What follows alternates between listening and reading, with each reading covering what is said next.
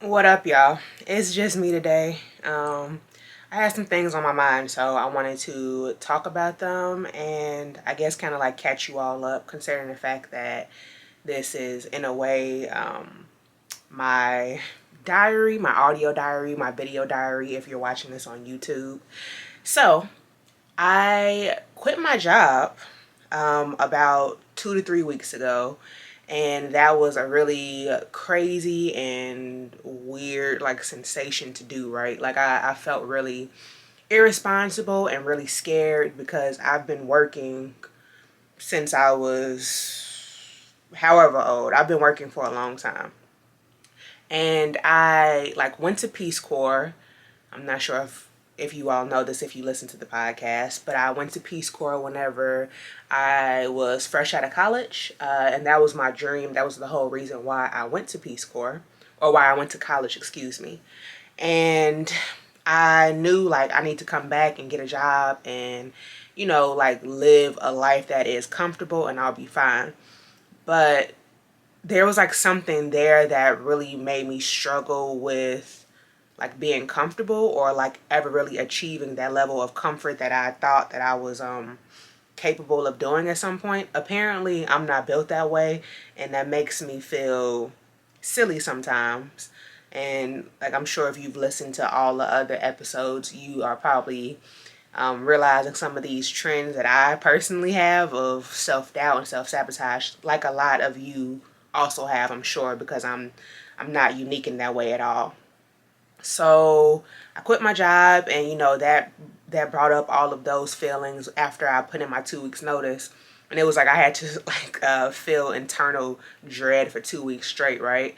And then that first week of being unemployed, I guess I felt a lot better because the company that I was at was just awful. Some of the things that they put me through and a few of my coworkers through over the last 3 years has been a nightmare. Like it has not been good.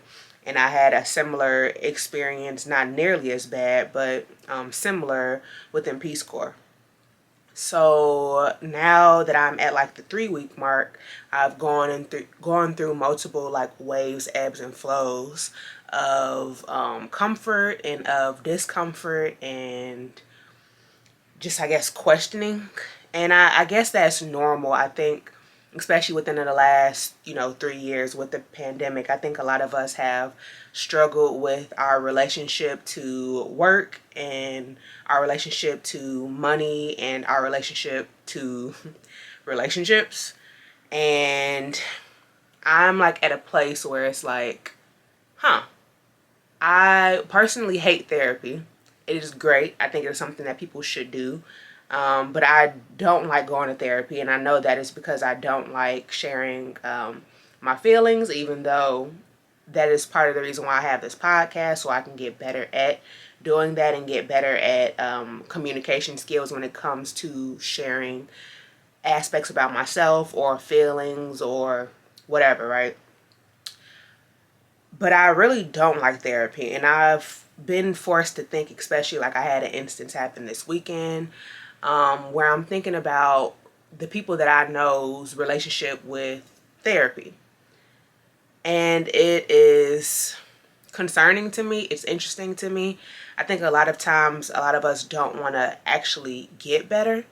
And I like am in a predicament now where I have to stop and think like, do I dislike therapy because I don't want to be like the better version of myself? And I've like I said, I've thought about this and I've realized that that's not the case for me.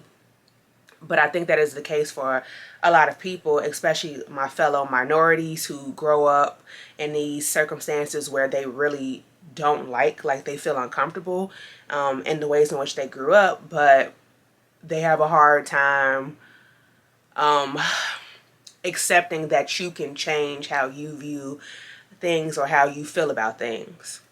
And I think, though that is not the situation that I have, right? That is not how I struggle, or not the reason why I struggle with therapy.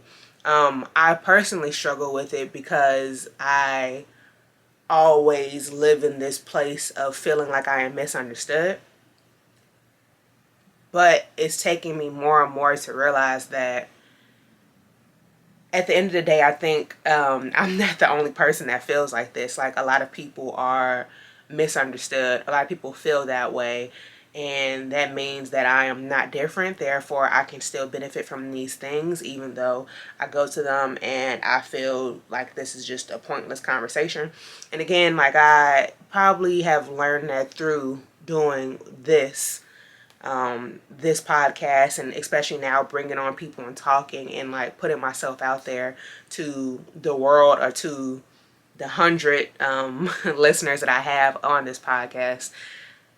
For me, like, I've never really been able to do this with one person, so doing it with at least 100 people is in a way therapy. And it is showing me that therapy is, of course, like, just talking, right? But the art of therapy, or the art of going to a person who is trained to listen, who is trained to understand different things, and who is trained to possibly advocate for you to get help that is even beyond their pay grade, is something that should not be weaponized, is not something that should be seen as a bad thing. And there is something very powerful in acknowledging that you need help, and acknowledging that you don't know how to get there yourself. And I think that once you are able to do that with yourself, right? Like, if you are able to acknowledge that you are personally struggling mentally, you are able to acknowledge that in other arenas or avenues in your life. And that is very powerful. It is very terrifying, but it's very strong. And whenever I imagine the concept of being a strong black woman, I don't want it to be a situation where I can take a lot of abuse. I don't want it to be a situation where I never crack, right? Like, I'm kind of over that narrative for myself, and that narrative that I place on myself. I'm at a place now where I want to be strong, and there are different aspects of my identity, right? I am a black woman. I am first generation American on half of my lineage. I am all these different things, but I don't want to pigeonhole myself into something that I struggle to see myself outside of.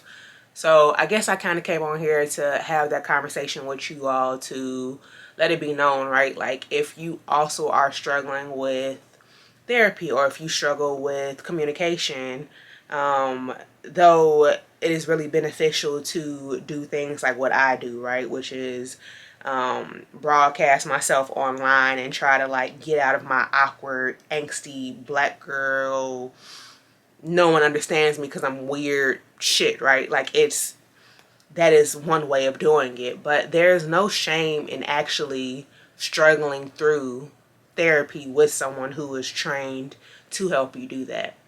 And there is nothing wrong with acknowledging that you actually need help. The only thing that there is something wrong with is feeling like you don't need help when you truly do.